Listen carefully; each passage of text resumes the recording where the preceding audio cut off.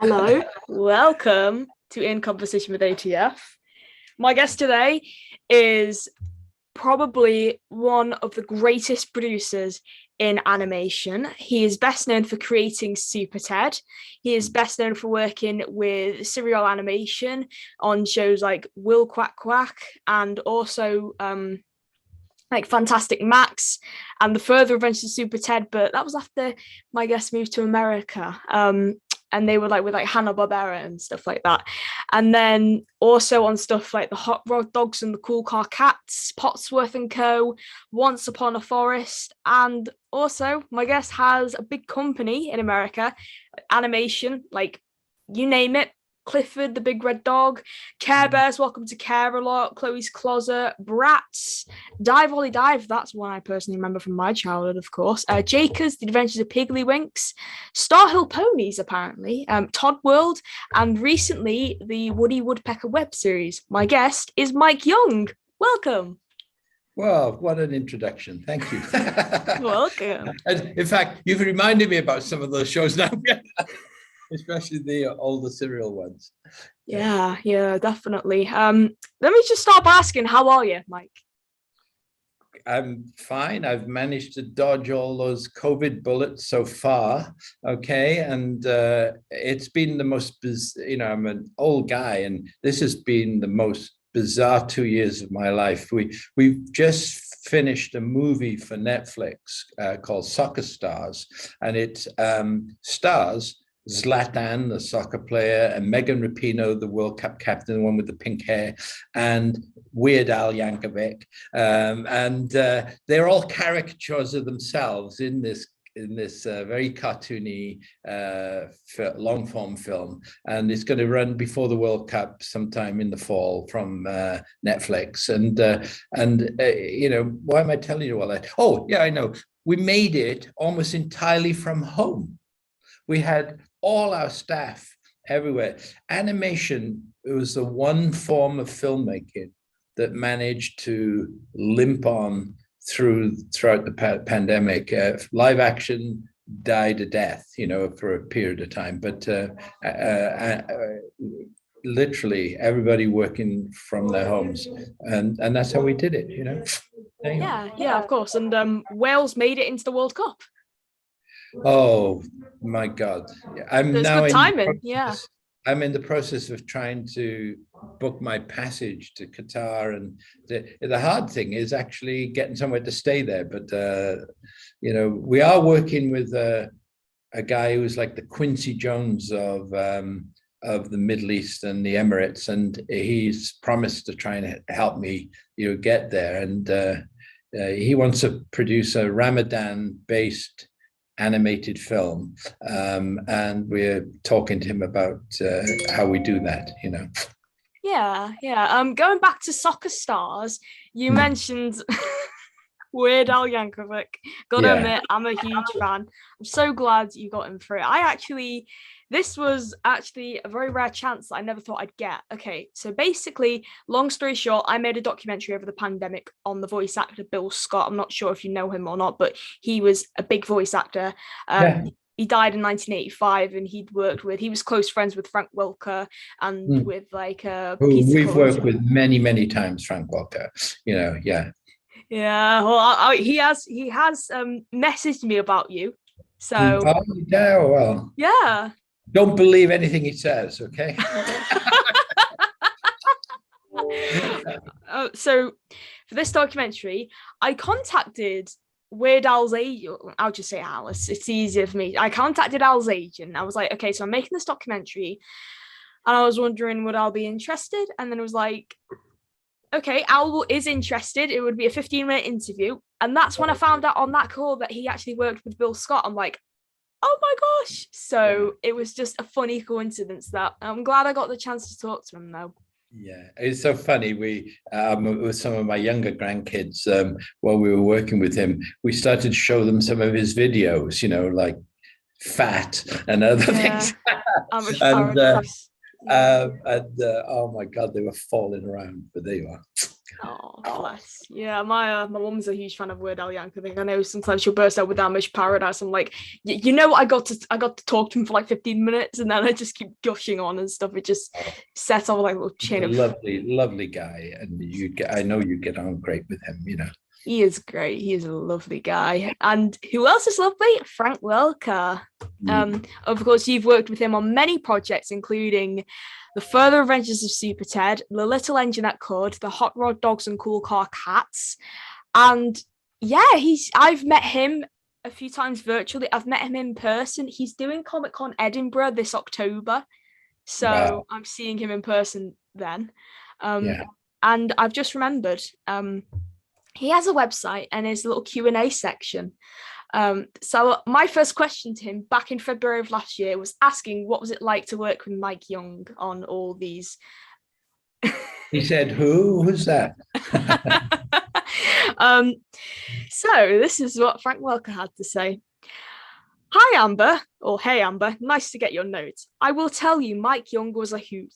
He had a wonderful laugh and a great smile, and I was eager to make both of them erupt. He was easygoing and a good director and let the actors lead with ideas and reads. I did a lot of work for him on The Little Engine That Could, and that remains a very memorable project and close to the old heart.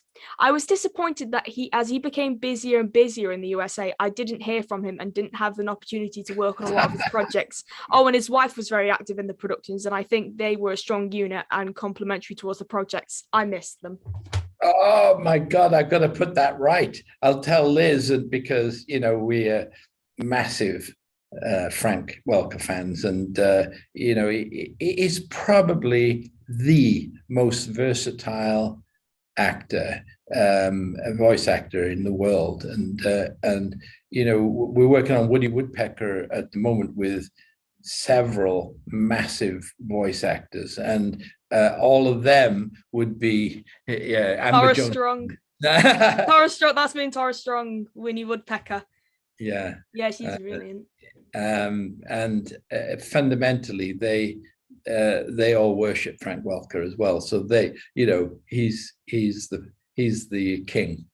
Yeah, I agree definitely. He's one of the nicest guys, and every time I send him a little question on his website, he always responds to it, and he's just so lovely and stuff. Yeah, I'll send you a link to his little Q&A page. You could send him a little message, maybe see if he responds to it. I definitely will. I will. If you don't, I will. Well, I'll send him, like, I'll drop him saying, oh yeah, I interviewed Mike Young for my channel and we spoke about how great you are and how worshipped you are by literally everyone in this industry. Would you come on my show? That's right. It'd be great. Yeah, he keeps saying to people he doesn't do podcasts at the moment, but fingers crossed one day he will. Well, on the run up to Edinburgh, it might be a good idea if he did it for that, you know. So basically, you know, have a go with him, you know. Yeah, indeed. How about Mr. SpongeBob? Have you ever interviewed Tom him? Kenny himself? He's he's on Woody Woodpecker with us, you know. Oh yeah, he is. I remember Kelly telling me. And for those of you at home, I mean Kelly Ward, the voice director. Kelly Ward, yeah. He's a fabulous interview. Do you know Jess Harnell? I've heard of him. I've tried to get him for my show as well. I haven't had much luck. I'm trying to think of who else there is. Kevin Michael Richardson, I've tried, but his agent said he was too busy at the time. D. Bradley Baker, he was Chilly Willy. He's on Woody Woodpecker as well. yeah, I'm naming all the people who are on Woody Woodpecker. Like the king of the cream of the crop on it, you know. Oh yeah, and Eric Bowser, Woody himself. I've tried. I was interested, and you can look this up on Spotify or whatever it is. In March of 2020, we recorded a bunch of little messages about the COVID virus. A moment for kids. I remember that. A moment in time for kids. And all of those we just mentioned, just about freely recorded stuff. And they were funny, but they had a genuine protective message in them, if you know what I mean. And we thought when we did this, oh, this will be good for the next 4 to 6 weeks. Okay, here we are 2.5 years later almost, and they're still as relevant today as they were when we made them, and they get millions of listens. Fundamentally, they're very funny. Eric Bowser did a couple for us, and so he did Woody Woodpecker, and he did that other not very famous character from Warner Brothers. What's it called now? Bugs Bunny? Yes, I'm teasing you. Yes, Bugs Bunny. Yeah. I was like, was it another Woody Woodpecker character? I don't know. Imagine he's Woody Woodpecker and he's Bugs Bunny. In the same episode? Yeah, well, no, they're two different songs. No, you would never get Warner Brothers and Universal Studios to no. Would never happen. Only not. Yeah. Who else is there? Nika Futterman, who was not Head, and who else is there? Yes. I was gonna bring up Woody Woodpecker in this podcast actually, because I love it. The web series. I've always been like watching it and stuff. And when season 2 came out, I was like, oh my gosh, it's returned. I was just so happy that like another season had been made. But I gotta ask this: in season 1. A voice actor named Brad Norman was the voice of Chilly Willy, but in season 2 he was replaced with D. Bradley Baker, and he was the only voice actor who was replaced. Do you know why he was replaced? Or I would have to check with production, but it could have been COVID. It could be in all sorts of things. At the time, goodness only knows. And D. Bradley Baker, of course, is again one of the cream of the crop people, and I honestly can't answer your question on that. I can't remember why, but as I say, it was right in the middle of everything. So maybe that was the simple reason, basically. Yeah, perhaps. Yeah, you have a point. Yeah, and yes, D. Bradley Baker, Chilly Willy season 2. I had a crazy thought, like, how he does good animal voices. Well, what if they got Frank Welker to voice Chilly Willy in season 3? Maybe, I don't know. Carry on the nice little chain. I'll tell D. Bradley Baker what you said, and that he'll no. Oh no! Please don't, please. I don't want it to be taken in a bad way. I'm teasing you. No, I coming up. We're working with R.L. Stine. We've optioned Little Shop of Monsters, one of his books, and Rotten School, another series of books. And I'd love to have Frank Welker in Little Shop of Monsters. We're doing a test piece of animation at the moment. Carter Goodrich did the drawings, and Carter Goodrich is almost like the Frank Welker of character design in animation. He's absolutely brilliant. And up to now, we never thought that people in CGI, especially, that they've CGI, you've got to be careful about because it can make everything younger than you intend. And so we're doing this test at the moment. We're really trying our damnedest to keep the Carter Goodrich look and feel and textures, and we think we're going to do it, and then once that's been done, we will greenlight that particular show. It'll be a movie followed by a series, fundamentally.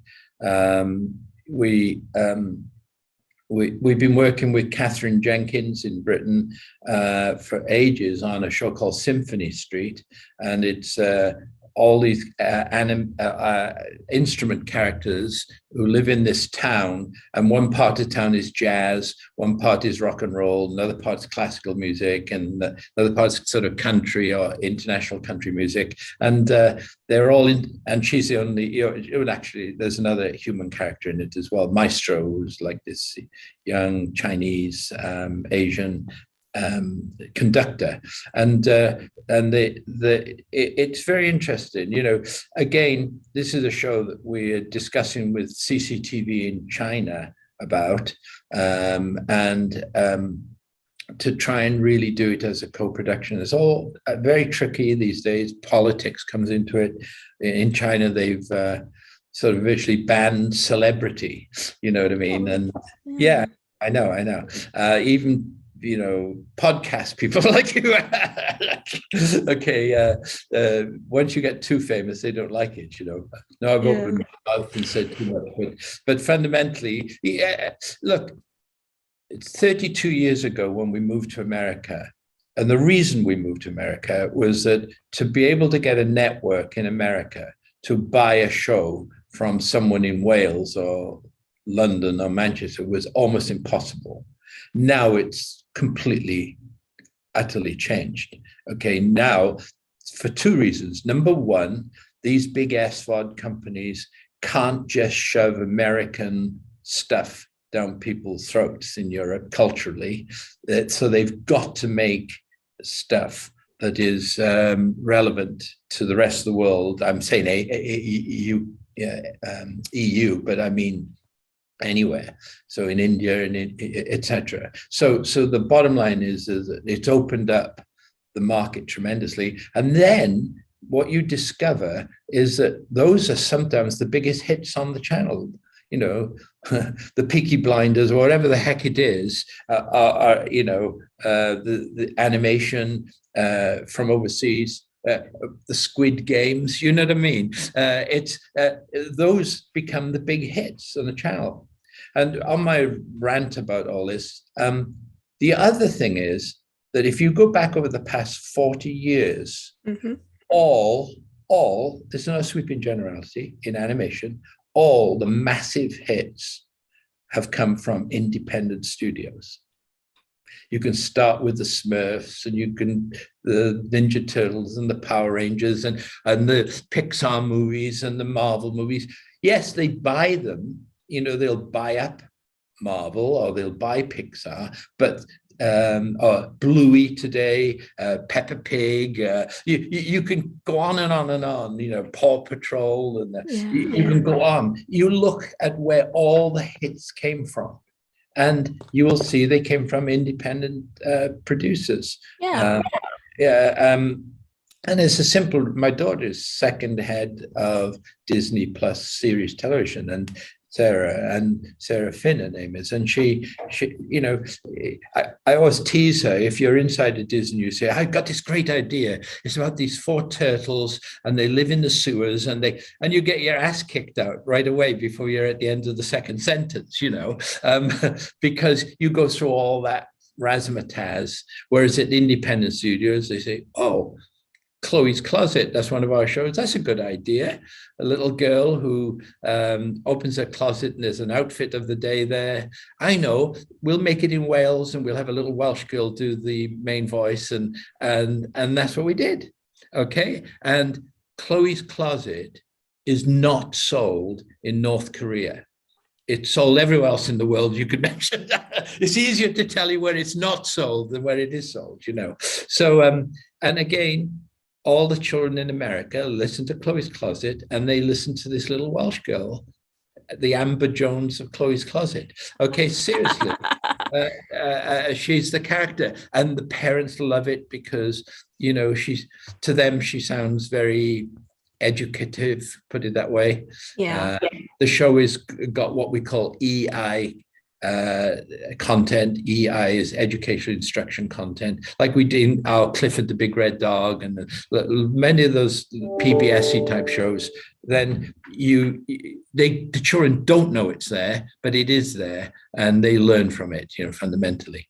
Yeah, definitely. May I ask, is there any specific reason why Chloe's Closet was not sold in, did you say it was South Korea or North Korea? North Korea. North Korea. It's probably pirated there, but it wasn't actually sold there, It's a joke because, it's such an insular country, but the Chloe's Closet is in Chinese, it's in Korean, it's in Hindi, it's in French, German, Spanish, and of course all the English-speaking territories. And I'm just picked on that one as a typical. And if I turn my camera around very quickly, I'm in my conference room. I don't know if you can see that. That's the encyclopedia of everything nasty that's running on Kabillion currently. It just happened to be on when I turned the computer around, and basically it's live action. but then it goes into little animated sections. Ah, You know, and Oh Yuck is, as I say, one of the bylines of it is children have to give their parents permission to watch it because it's so yucky, if you know what I mean. yeah. So, and Kabillion is our channel. It's in 130 million TV homes in America. It's on cable television, it's on satellite television, it's on Roku and Amazon Plus and Apple Plus and all the rest of it. And we're the only independent on cable. All the others are Disney, Cartoon Network, Universal, etc. And us. You know, on the streaming side of the fence, then, as you know, there's a zillion of them. Okay, though we do want to launch Kabillion in the UK in the English-speaking language this year. So in the second half of this year, I hope that we'll be able to be up there. And it's mainly animation. It's probably 95% animation. And even with live action like this, then we cut to animation for some of the weirder things in Oh Yuck, put it that way. Fair dues. Yeah. Well, I can't wait to watch the channel. I can't wait to be a regular viewer of Kabillion. Definitely. Yeah, you can be. And we won an Emmy with Kabillion. It's very interesting. You know, there are some bigger streamers, but they basically have so much stuff can get lost on there, and there's so much energy and effort put into animation. It's a shame when it's not given a proper. By the way, we took on a British show that was completely unknown here called Wendy. It's about a girl with horses and a horse ranch, and it was made in Scotland, and it was based. Wendy was a comic book in UK and in Germany, and we put it on Kabillion, and we put it with famous like other shows like My Little Pony or whatever. We built it. It took 9 months to build the audience, and it became a really big hit. Now, if that had gone on Nickelodeon or one of the big channels, after 4 weeks, they would have taken it off because it wouldn't have rated at first. Okay. And they sometimes don't have the patience. We can have the patience, you know. Girls shows, we got Girls Rule on Kabillion. It's a whole channel within Kabillion called Kabillion Girls Rule, and fundamentally, again, girls were really hard done by the networks because boys, generally speaking, won't watch a girls show, whereas girls will watch a boy show. And so what happens is that when they were making pure girl shows, then the audience could get split up. You know, and they don't like that. Whereas on streaming, it doesn't matter.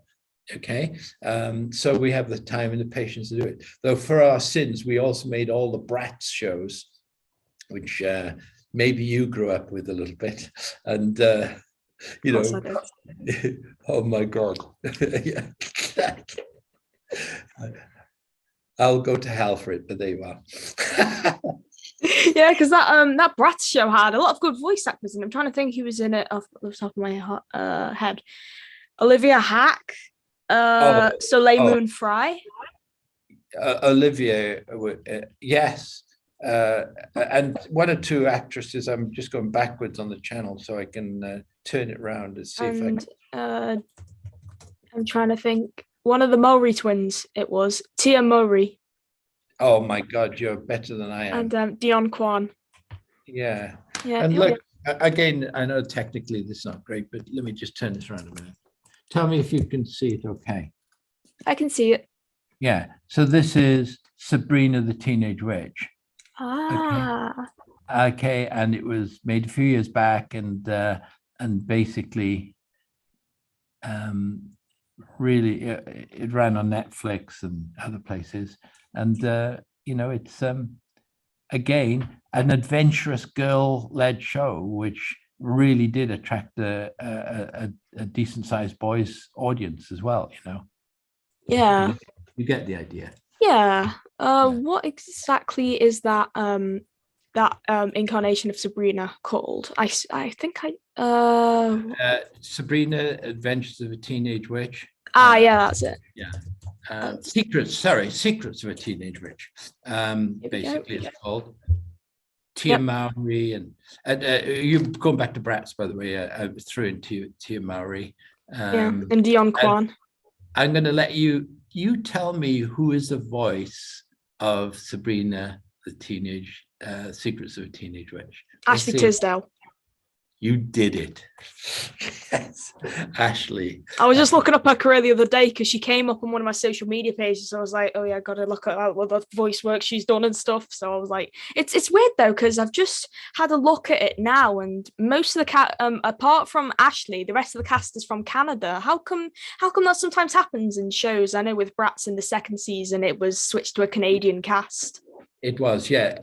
Fundamentally, for co-production, and Canada has quite strong legislation about how many shows they let in from overseas and all the rest of it, and so therefore, frankly speaking, especially for toy companies like MGA, etc., they wanted to make sure the show qualified in Canadian terms, you know, and that's what happens. Yeah. How can I put it nicely? Sometimes in Canada, and by the way, down here in LA, we've got some of the best Canadian voices going. But the fact is, sometimes you hear the same voice over and over and over again. It's like when we did Clifford the Big Red Dog. If you look at the voice cast for our Clifford the Big Red Dog and the Canadian version of Clifford the Big Red Dog. Wait, there's a Canadian version? Yeah. The later ones are now made in Canada. We don't. Oh yeah, the 2019 one. Yeah. Yeah, but if you go back, you know, to John Ritter, for God's sake, was Clifford the Big Red Dog, you know, and when we made the movie, the feature film Clifford the Big Red, the animated movie version of it, which was theatrically released and did really well, John passed away at the very end when we were making the film. He was on a treadmill or something, and it's a sad story, and died. Still a relatively young guy. And so we're all at Warner Brothers studio to watch the premiere of the movie, and all the children are there with all parents. And then at the very end of the movie, John Ritter, as Clifford, says, "Bye, I love you all." Yeah, and so all the parents cried their eyes out, and the kids would turn and say, "What the heck?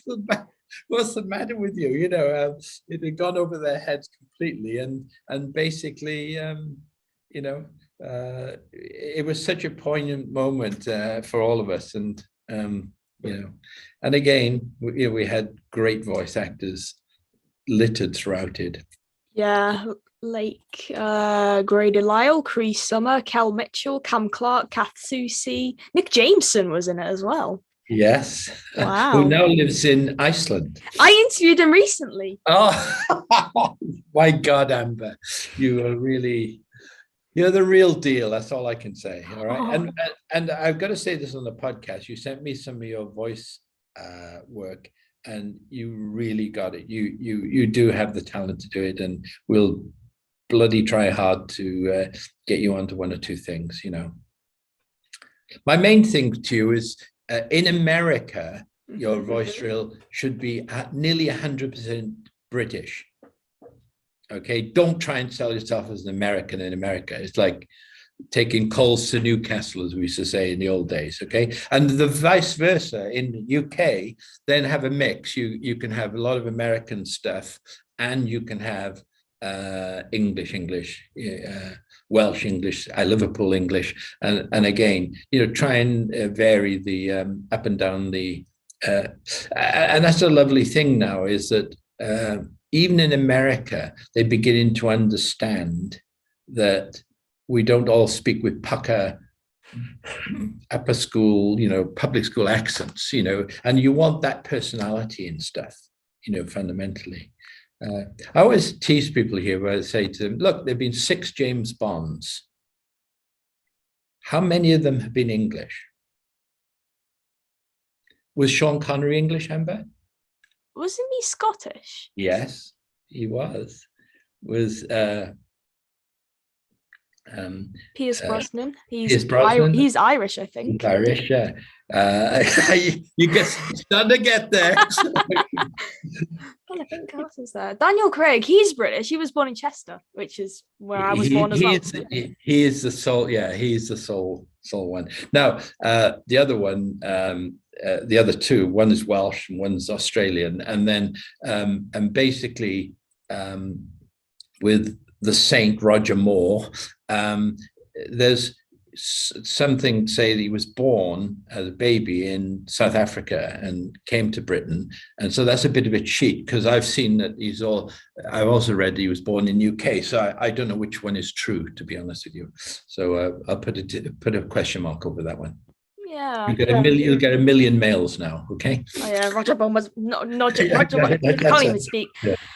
Roger Moore was born in this country. Roger Bond was born in that country. But Sean Connery, my cousin was Victor Spinetti, and Victor Spinetti was in all the Beatles movies, Hard Day's Night, Magical Mystery Tour, Help. And Victor, I went out with the Beatles with Victor when I was a 21-year-old in London, and basically he was Texas Pete, as you know, in SuperTed, and I knew nothing about the industry and casting, and he got our cast together for SuperTed, all these Roy Kinnear, Melvin Hayes,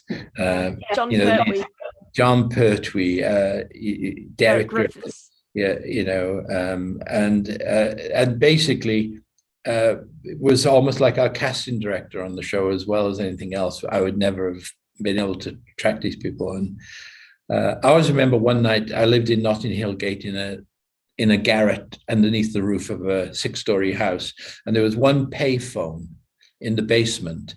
And so when it rang, the guy who lived next to the payphone would answer it, and then he'd yell up the staircase, "Mike, it's a call for you. Who is it?" Down 6 flights of stairs. "It's Victor Spinetti." "Oh, what does he want?" He wants to know, "Do you want to go out with the Beatles tonight?" And he thought it was a wind up, you know what I mean? I go, oh yeah, run down the 6 flights of stairs. Yeah, Vic, well. And so end up in the Pickwick Club with the 4 fabulous guys. And John Lennon came over to me and he said, "Where are you from then, Mike?" I said, "Cardiff in Wales." And he said, "Oh, when we were poor, we used to tour down there. And we always used to stay at Mrs. Jones's house. And she's got a dog with no legs. And I take it for a slide every morning." That was him, Yeah. Oh wow, that's so cool. I also didn't know that Victor was your cousin. I thought you just worked with him. Wow, that's so cool. He used to come and stay with us in the fall, and it reminded me, because talking about Sean Connery is the best Hollywood story I've ever heard in my life. If you want me to tell it or not, it's up to you. It's only slightly related to animation. What are you looking for? Are you going to run out of time? Are you okay? No, sorry. There's flies just went past my computer. So I'm trying to find it. Where'd it go? It wasn't a fly. It was Frank Welker pretending to be a fly. It's a little drone with Frank Welker in it. Yeah, so Victor and Sean were in a stage play, South Pacific. They were young actors struggling along, and Sean had started to get a few parts in movies, and he's discovered by a Disney agent. And he's flown to Hollywood. It was 1955 or 56. And he basically was getting $1,000 a week, which back then was like earning, $10,000 a week now. And fundamentally, he was put in Darby O'Gill in The Little People, and he was like a singing Sean Connery, playing an Irishman, even though he was Scottish. Again, all those things that you used to do in Hollywood that they don't do anymore, like a West Side Story and such. So his career's on a roll. So every time there's a party or a premiere, the studio would send along a beautiful starlet, and she'd take him. The chauffeur would take him to the event, the party, or whatever it was, and they their pictures in the trades, and they were promoting him. So he said one night, the chauffeur showed up and he said the girl, whoever the actress was sick. She can't go to the movie. He said, oh, we'll go anyway. And as he's walking through the lines at Mann's Chinese Theatre, the famous one in Hollywood, he realizes he's got a spare ticket in his pocket. It's the girl's ticket. So he gives it to a hand in the crowd and he says, it's a ticket for the movie, enjoy it. And he sits down in the movie theater, and eventually this guy comes in who's very flamboyant, put it that way. I'll put it nicely. And basically he sits and he's in the stars row. So he's walking along the stars, going, hello, Doris Day, hello, Burt Lancaster, or whoever the stars were. And he sits down next to Sean. He says, you're seeing Canary. You gave me the ticket, seeing Canary, to come to the show. This is the most, into the Sean Connery, this is the most exciting night of my life. So they sit down, they watch the first half of the movie. There's an intermission. In those days, they used to change the reels and stuff. And this guy says to him, look, my name is Kevin. Can I buy you a cocktail? He said, no, you go ahead, laddie. I'm meeting some people here. So he said he went off through the crowd and he's meeting Walt Disney and his whole entourage and pressing the fresh and kissing the women. And in the middle of all this guy comes back and he says, seeing I'm back.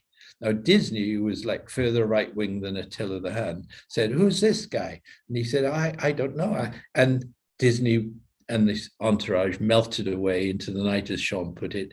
And this guy gave him this cocktail and he drank it. They sat down, they watched the end of the movie, said good night to him. He went back to his apartment. Next morning at 8 o'clock, ring, ring, ring on his doorbell.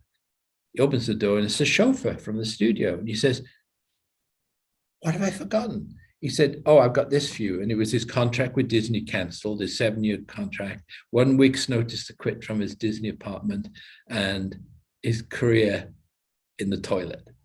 Okay. They basically thought he was gay.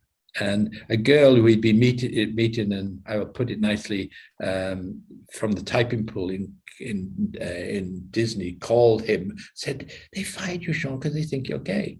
And so he said, Sean flew back to England, his career in ruins, and his agent said, there's nothing happening here. And about a month later called him and said, look, there's an open call, an open audition, and it's for James Bond. And so he attended with about 20 other actors auditions and became James Bond. And had he not been let go from his 7-year Disney contract, he would never have become James Bond. There you are. Wow. It's those little things that change your entire life. Indeed. Yeah, you're right, Mike. Actually, let's take it way back. So first of all, I'd like to talk about, before I move on to SuperTed, just with the further branch of SuperTed and stuff, I'd like to bring up you worked on the original Fireman Sam, right? Yes, I'm the discoverer of Fireman Sam. 2 London firefighters, Dave Jones and Dave Gingell, had created these little trinkets and soft toys and such that they could sell inside the fire service, because there was nothing for firemen and their families. And it was horrible design. They won't mind me saying that. And they came to me and I was looking at it and I said, look, this is far more suitable for stop frame animation. So we presented it to S4C, and then S4C commissioned Bumper Films, who were in Western Supermare, and we ran the merchandising on Fireman. My wife Liz was the original merchandising agent on Fireman Sam. Do you know Fireman Sam? You could go down the road here in LA to Target or Walmart, and you could buy a Fireman Sam toy today. Yeah, because I think it still has in America. That's how enduring it's been. Endearing and enduring. So so we didn't produce the show, but we we were basically the fun finders of the show and the motivators to actually get it made. Wow, because I see in the credits it says assisted by Mike Young, so I've seen that a few times, and I'm like, how was that?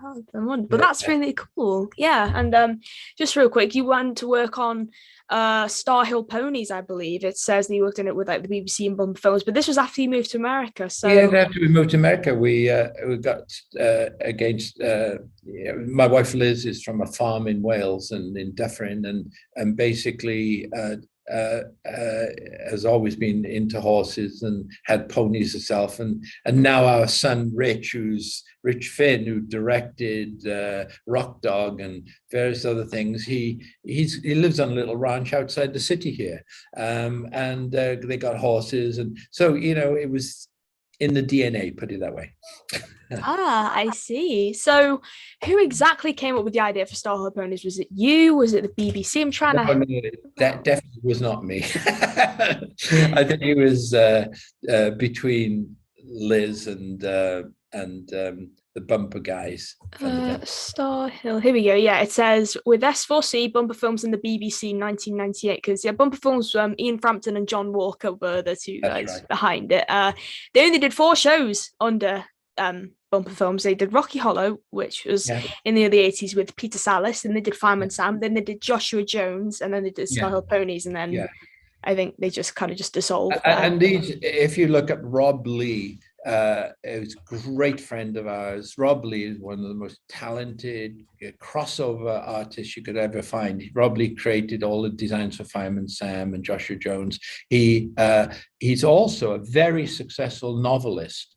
You will see he's had a number of books published as an author, Rob Lee, and back in touch with him. In fact, a few days ago, he sent me a photo of something, a painting he did of SuperTed flying over the Millennium Stadium, and just a few days ago, he'd come across it. He did it some years ago. So Rob Lee is probably one of the most talented animation designers in the UK, in the world. You should interview him one day. Yeah, he'd be a good candidate, definitely. Oh, he would be good, yeah, especially as his novels as well, the crossover stuff he does. It's very funny that people who can write animation very often don't write very well in live action, and the people who write live action don't write very well in animation. There's very few. We work with a guy called Rocky Solotov, who wrote Cheaper by the Dozen, and then he works on Rock Dog or whatever the heck it is. They're very few and far between, the ones who float between the two types of medium. Yeah. I'd like to ask, have you worked with any other people, or do you remember working with people who worked on Fireman Sam? So just bear with me a moment to check this out. Right, okay. Did you work with Mal Pope, who sung the theme songs for Fireman Sam and Joshua Jones, and yes, what's her name? I'm trying to remember it. She was the producer. You're talking about the composers now. No, I'm talking about the woman who worked in it. Her name was Nia something or other. I can't remember her name. Kai Diog. Kai Diog, that's it. Yeah, Kai Diog. Who must live fairly near you, because she's in North Wales. Oh, actually, oh wow. Yeah, and Nia has worked with us off and on. I'm sure she worked on Chloe's Closet and various other things, back and forth over the years. It's a very small industry. The same few hundred people float around and tend to work with each other, on stuff. And again, what's great these days, it's like you now on this. They might as well be in the next room to us. Back 32 years ago, it wasn't like that. It was very, very difficult. Now, as I said, the SVODs really do crave good quality productions, and they can be made anywhere in the world fundamentally, though, and you're a convert here, the way these names, all these voice actors, etc., there's nothing quite like them out there, fundamentally. And We love to record. We like, I couldn't think of recording Woody Woodpecker anywhere but in the studio.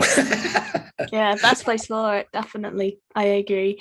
SuperTed, right? So you created SuperTed back in the 80s. So what was the story? What was the story behind 70s? Oh, Yeah, wow. well, yeah. First came up with it around about 1977, 78.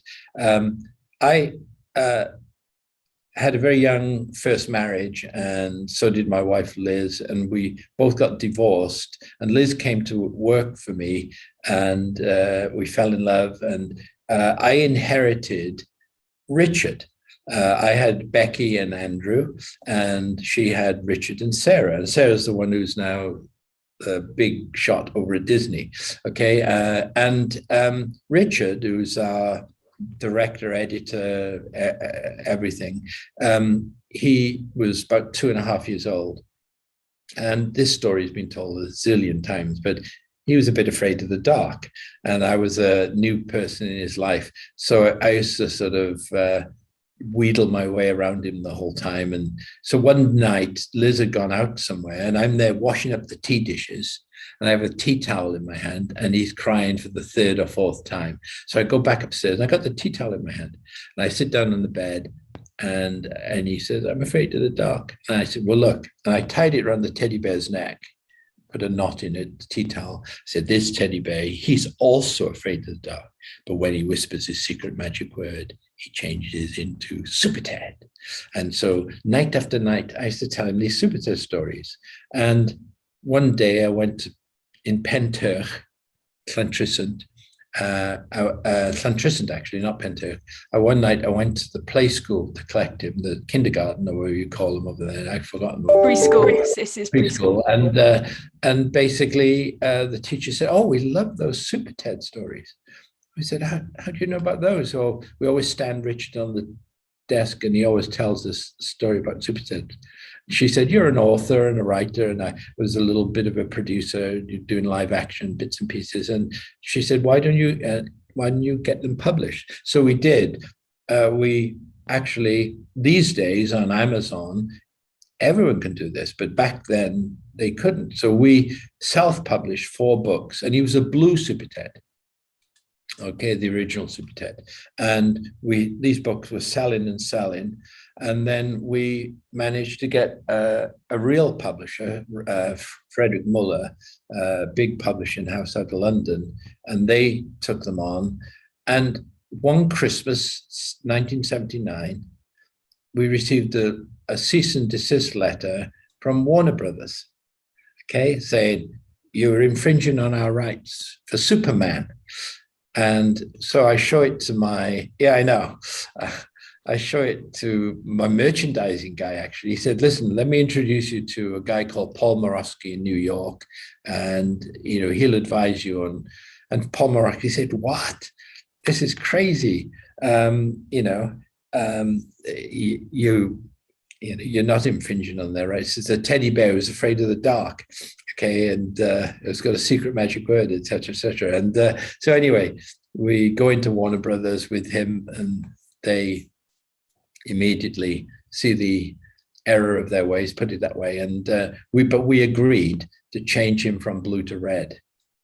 And so that's when SuperTed changed. So all the new books then with Frederick Muller were the red SuperTed, and of course with SOC it was the red SuperTed. And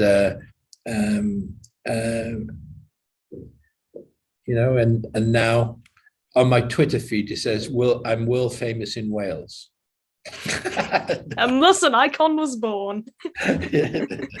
Wow, beautiful story, Mike. And then, of course, it became the cartoon that aired on. It was the BBC over here that it aired on, the original SuperTed, right? No, S4C, and S4C was very first in Welsh language. Oh, right, I see. And then BBC right after. It was within a very short time afterwards, and it started, the teddy bears that you could unzip, and underneath there was SuperTed. They basically, were selling like hotcakes, and so and the original ones were all manufactured in Wales, and so it started what a cottage industry that then really expanded like crazy. And I think today you can still go and buy SuperTed vitamins. Wow. I had to stop myself saying vitamins. The American speech is getting to you, Mike. Yeah, I sometimes burst out. Yeah, sometimes I'll burst out. Oh yeah, I got my driver's license or something like that. Yeah, well, I did recently though. No, I'm finally getting a passport. Listen, going back to your voice tapes, you do a very, very good American accent. Americans, generally speaking, don't do good British accents in reverse. We've got dozens of actors in Britain, from Benedict Cumberbatch all the way through House, who's again, he's worked for us on shows, and basically, and they play American. And they do it year in, year out and get away with it. Whereas in reverse, you've had, Kevin Costner as Robin Hood, and say, "Hi, I'm Robin Hood. I'm from Santa Monica." That's what it sounded like to me anyway. And Dick Van Dyke in Mary Poppins. Call blimey Mary Poppins, and the accents all over the place. Bridget Jones was good. I thought Renée Zellweger did a really good British, and a couple of the American women have managed to do pretty good British accents in shows, but very few and far between the other way around. That's why my advice to you is, in America, stick to British, and in Britain, have a mix of American and British. That's a good idea, Mike. I'll definitely take that into. I'll take that into. Cut two different reels. One for the agent over here, one for the agent over there, and otherwise, Would it be useful to have a separate reel for different types, like commercial, narration, animation? You should definitely narration. Is it commercials the sort of key to getting into the industry? I do pure animation reel, you know what I mean? And don't be afraid of taking dialogue and stuff from someone else's show and doing it, your take on it. Have it original, but again, it helps tremendously. You can do that on just a show reel. It won't matter. Wonderful. Yeah. We won't sue you. Unless you get really rich, and then we will sue you. Okay. No, we'll have to see. Speaking of Americans doing British accents, I've actually heard, this is really random, I've heard Frank Welker do a British accent before. It's on a video chat he did with someone through GalaxyCon. I'll have to send you a clip of it later. It's just him trying, I can't remember. It was like, sort of like Cockney accent, and I was like, it's I love you, Frank, but it's so one person in the world who can do it. And Jess Harnell, I mentioned earlier. Jess Harnell is pretty damn good. He played the Beatles in the Beatles animation they did years and years ago, and that was his breakthrough. And he's a great singer, rock and roll type singer, and there are some of them who can do it, get away with it. He has his own band, Rock Sugar. Yeah. Yeah. You corrected yourself on one of your show reels. You said, "Mum." Okay, in your introduction to the thing, said a mom or mommy. Oh, it makes me blush, Mike. So obviously after SuperTed was a success over here, how did you bring it over to America? Like, I know after you moved to America, how did you pitch it to Hanna-Barbera? I mean, I know you were doing fantastic acts with them. Before that, SuperTed has another record, and that is, it was the first show ever bought by Disney from an outside company.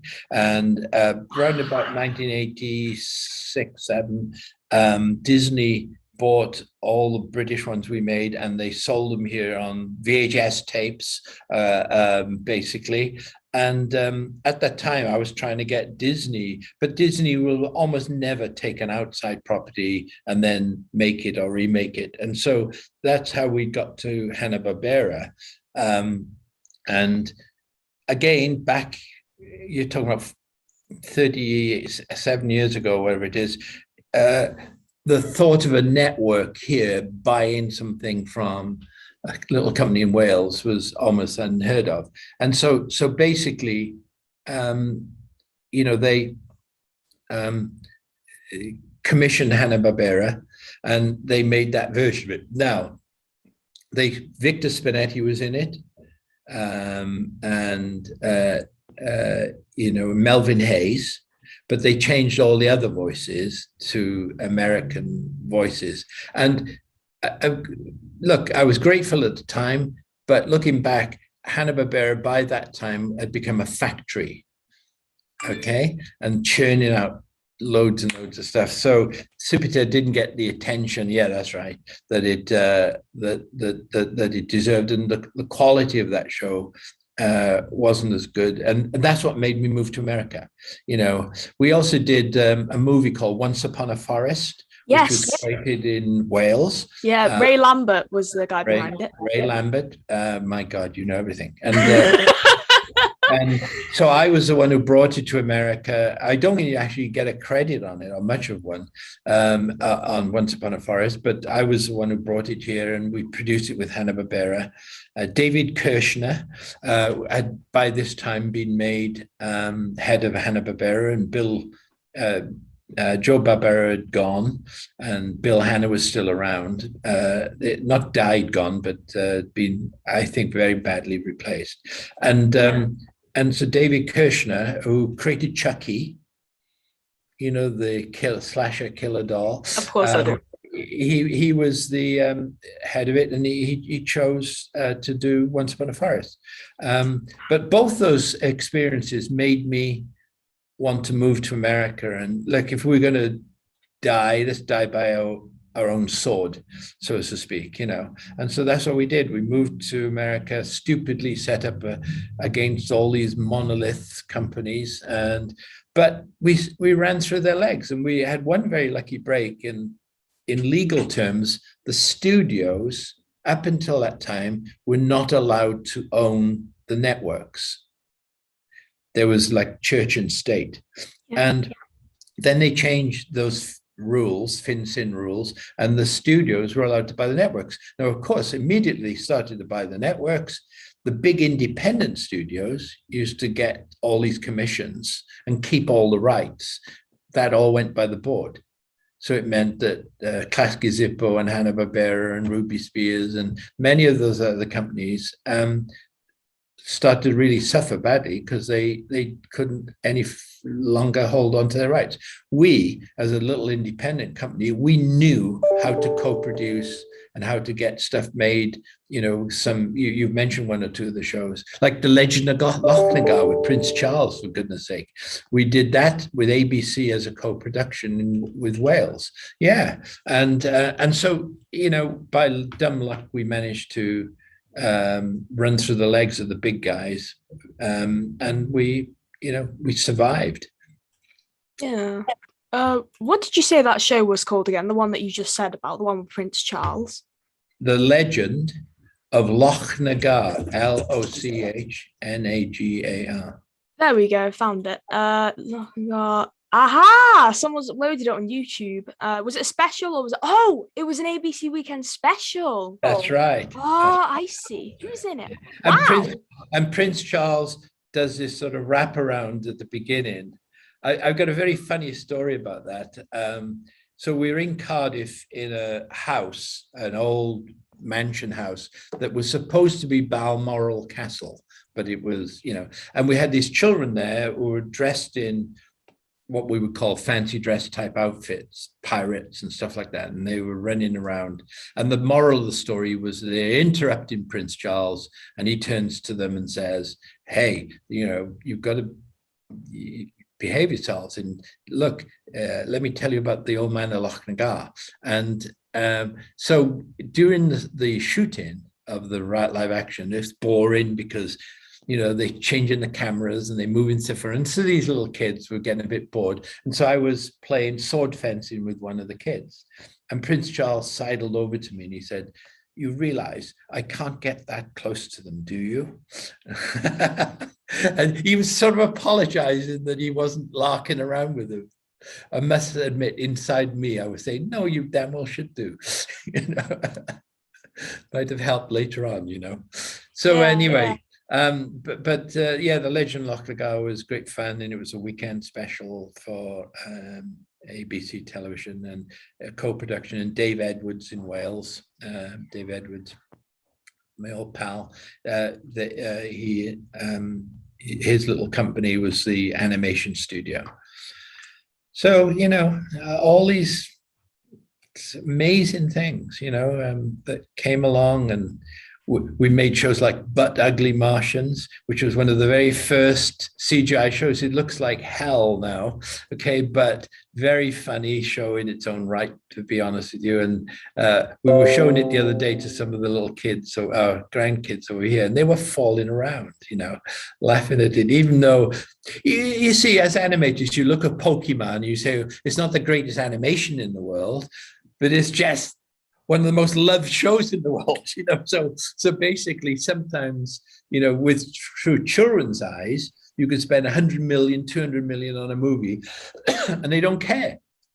Okay. By the way, All I Want for Christmas Is You, the thing we did with Mariah Carey as a movie, that was number 6 of the whole year on Netflix last year. It beat hundreds of millions of dollars of movies. And I think it was a $6 million film, which may sound a lot to some people, but in long length films, it's not. And sometimes we'll make something like Norm of the North or whatever.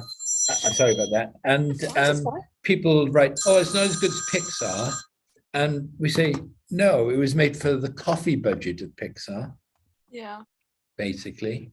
So yeah, that's right. So basically, you know, and yet children love stuff. And sometimes people forget that. It's sometimes not the quality of it, it's other things that kids really pick up on, you know. On Kabillion, we run the Sonic the Hedgehog 2D shows. And the fan base adores them.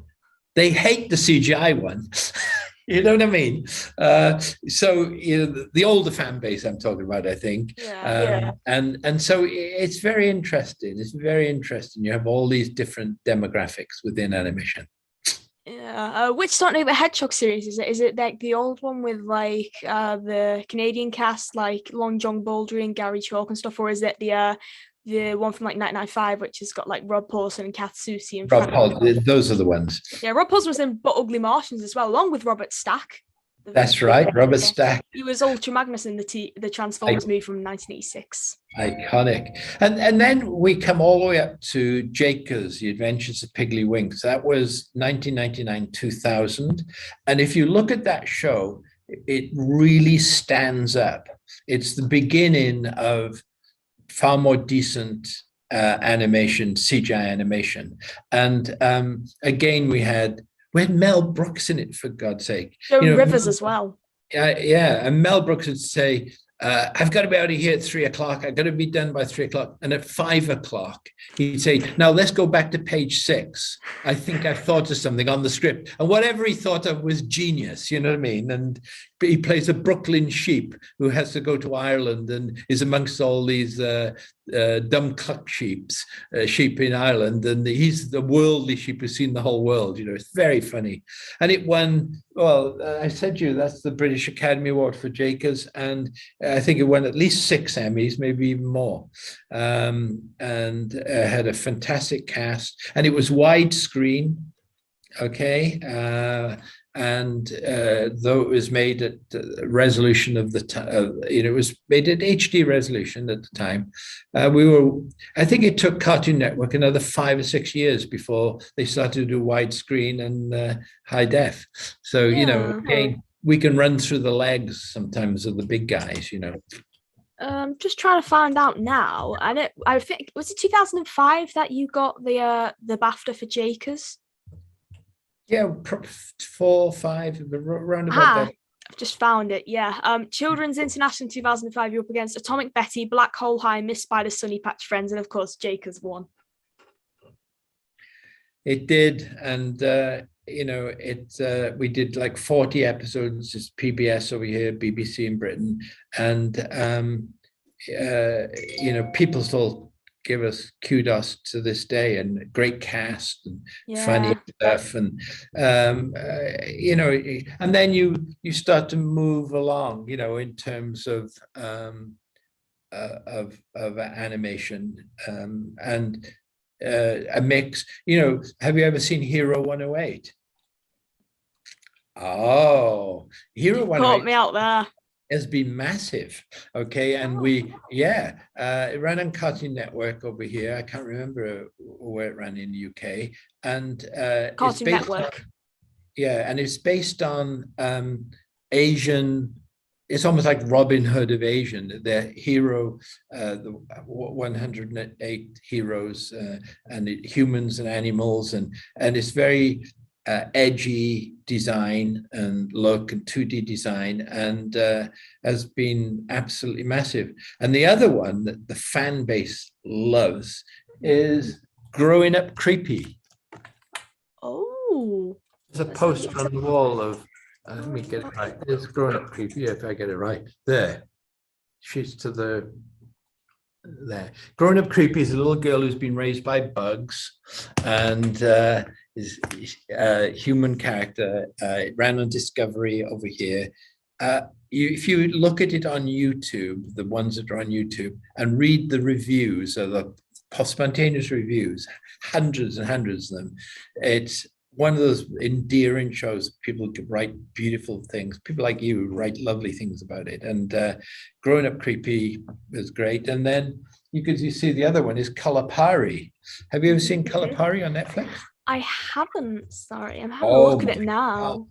Yeah, you must look at Cali-pari on Netflix. It's done ever so well. We're now moving to Hulu with it. I know. What a cast. Josh Keaton, I've interviewed for my channel. Mark Hamill, the best animated Joker from Batman. Charlie Adler, he also voice directed All I Want for Christmas Is You. Who else was in it? Phil Lamar, Jess Hornell, Candy Milo, she's wonderful. I've interviewed her as well. But wow. Yeah, I know. Oh my God, please spread the news over there about Cali-pari, because we've done sort of 2 seasons of it, which add up to about 23 half hours. Again, it's, how can I put it? You have the super nerdy animation audience love it. Okay, they're and we get great mails and great things about it. And with that cast, it's just phenomenal. And we're now going to do a movie based on it, and we're also going to do 3 new episodes in 2D to make, because it's now moving to Hulu as well, and to make it up to 26 episodes, because the 2 seasons on Netflix added up to 23 episodes. So we're doing 3 more episodes to bring it up to 26, and then a CGI movie. The series is 2D, but the movie will be CGI. I see. Wow. And we'll feed later on. We'll feed you through some of the artwork from it, which is phenomenal. Oh, thank you, Mike. I've just had a look. Yeah, Ponto was voiced by Mark Hamill in episodes 8 and 9, and then was replaced by Kevin Michael Richardson from episode 10 onwards. Yeah. How come? Was that always just? I think it's because he was shooting Star Wars or something, and we just couldn't get him. Basically. Wow. So, do you know Mark Hamill personally? Oh yeah. Oh my God! I'm jealous. Yeah. No, again, one of those salt of the earth people. That's all I can say. And if you ever read his tweets on Twitter, you should join Twitter and befriend Mark Hamill.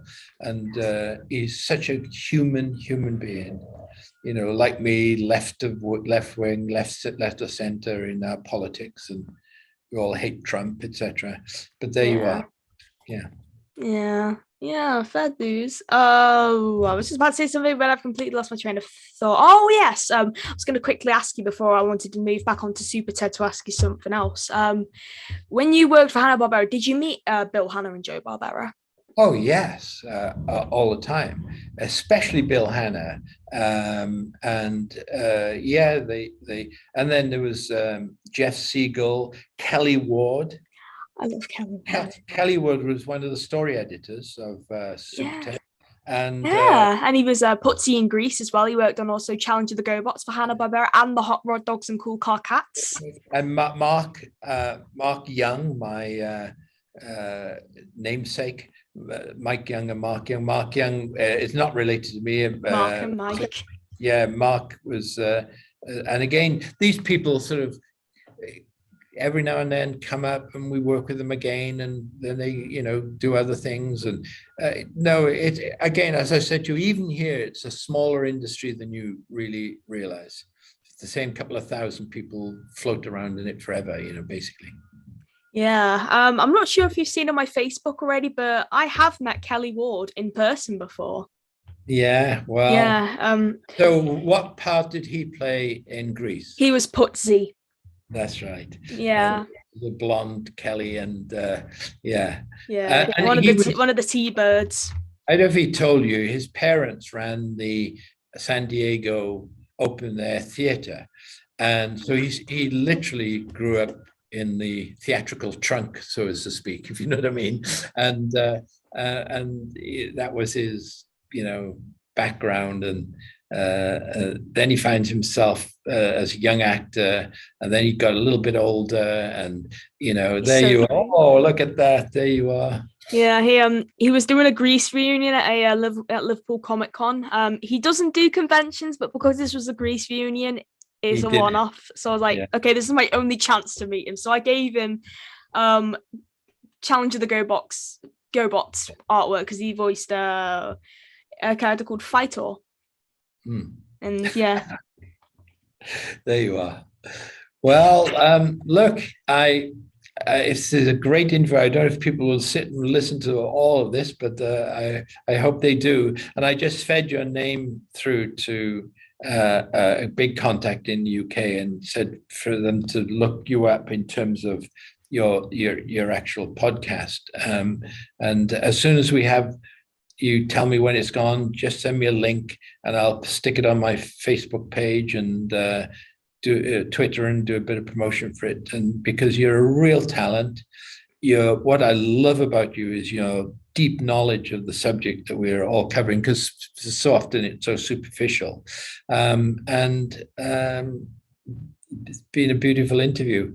At lunch today, and that's why I'm in a hurry now, I'm meeting the creator of Pet Alien. I don't know if you've ever seen our Pet Alien show. We did several years ago, and we're now going to do I think a reboot of it, we hope. And one of the big agencies has asked us, would we make an animation around Cardi B, which is a challenge, but there you are. We'll make it for an older demographic, I think, Indeed. But Pet Alien is basically a great little CGI show we did, very cartoony, a few years ago and several years ago. And now they're talking about doing a reboot again, there. So, and I could still see Sabrina the Teenage Witch still playing on my TV in the background there, So, Mike, where can we find you online? Do you have a website? I mean, does Splash Entertainment have a website that everyone can find your work? Yeah, there are two. You go to www.splashentertainment.com and also www.Kabillion.com, and you can see quite a lot of stuff there. And we put a smattering of stuff on YouTube as well, so you can see Kabillion on YouTube. Wonderful. Especially the older schooling things like Sonic the Hedgehog and some of the other stuff we've got. So check us out there. All right. All right, indeed. See you at home. Thank you so much for watching this interview. Go check out Kabillion and Splash Entertainment online, and we'll see you around. Stay safe, stay happy, be kind to yourself, and as always, thank you for watching. Bye. Bye-bye. Bye-bye.